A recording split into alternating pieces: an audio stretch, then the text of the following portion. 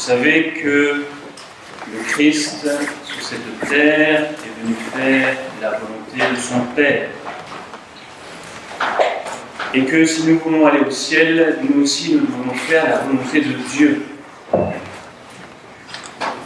Nous disons tous les jours dans notre Père que votre volonté soit faite. Mais nous ne comprenons pas bien ce que cela veut dire pour nous.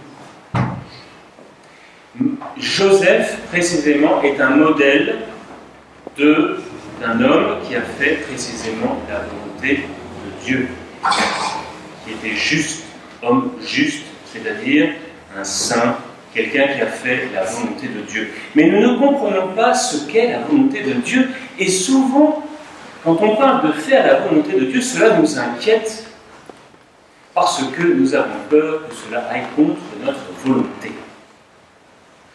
Alors, comment expliquer ce que c'est que la volonté de Dieu? Eh bien, c'est très très simple. Vous avez vu, il y a des fleurs derrière moi qui ornent la statue de Saint Joseph. Et vous voyez, il y a des marguerites, je crois que ce sont des marguerites qui sont déjà bien ouvertes. Mais à côté, vous voyez des lys. Et il y a des lys qui sont fermés, et il y a un lys qui est déjà ouvert. Eh bien, la fleur qui est fermée, puis qui s'ouvre, eh bien, elle fait la volonté de Dieu. En catéchisme, souvent, je leur dis, est-ce que les animaux font la volonté de Dieu? Eh bien oui, les animaux font la volonté de Dieu. La vache, elle broute, elle donne son lait, et en faisant cela, elle fait la volonté de Dieu. Le lys, qui petit à petit s'ouvre, et qui ensuite se reproduira, il fait la volonté de Dieu. Faire la volonté de Dieu, cela signifie devenir ce que l'on est en puissance. C'est-à-dire devenir ce que nous sommes. Mais dans notre tête, dans notre imagination, nous croyons que faire la volonté de Dieu va aller contre nous. Et cela est absolument faux. Cela est totalement faux. Faire la volonté de Dieu, c'est devenir ce que nous sommes. De la même manière que l'enfant, un bébé qui devient un enfant, qui grandit adolescent, qui devient un adulte, il fait la volonté de Dieu. Il grandit selon la loi de Dieu. Et il fait la volonté de Dieu que de grandir. Et donc, si nous comprenons cela, alors nous allons rechercher à faire véritablement la volonté de Dieu, puisque c'est devenir ce que nous sommes au fond de nous-mêmes. C'est ce qu'a fait Saint Joseph. Saint Joseph, il a fait la volonté de Dieu.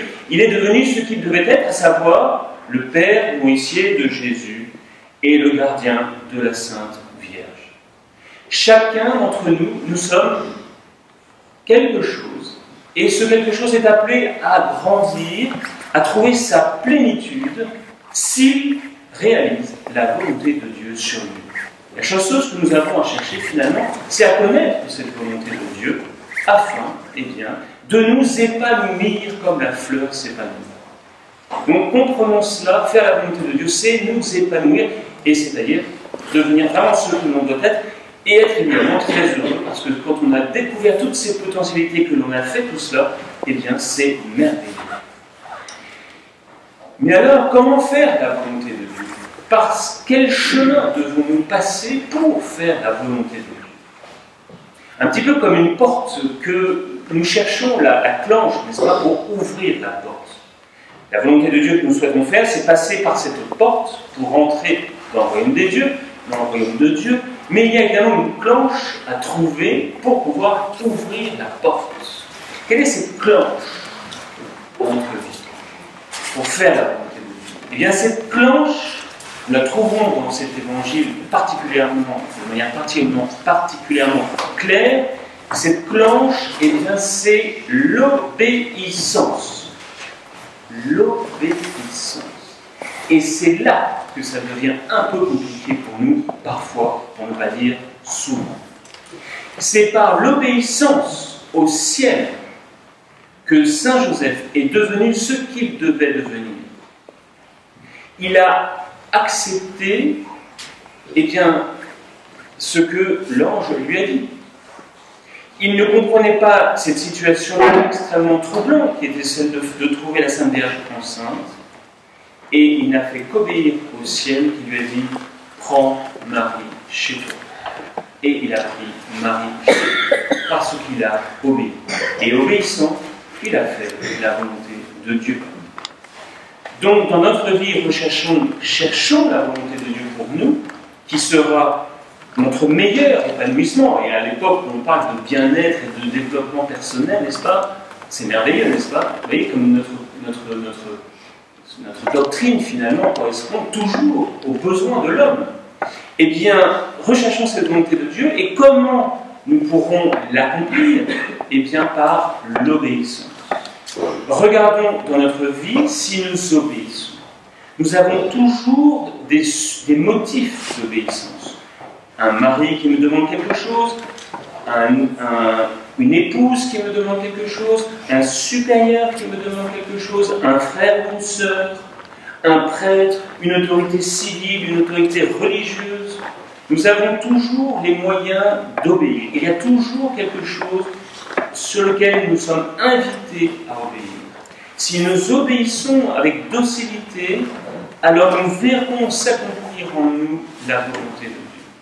Et vraiment, l'exemple de Saint Joseph est un exemple d'obéissance. Il aurait pu faire sa volonté propre, qui aurait été de dire « Marie a commis un adultère, je la mets dehors et terminé, et je continue ma petite vie comme si de rien n'était. » Catastrophe. Catastrophe. C'eût été la catastrophe.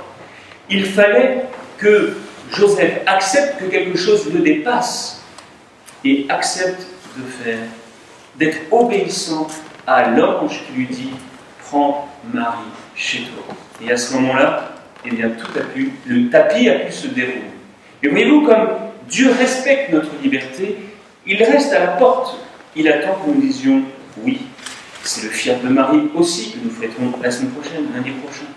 C'est toujours la même chose. Le Seigneur propose et nous disposons. Nous acceptons ou nous refusons.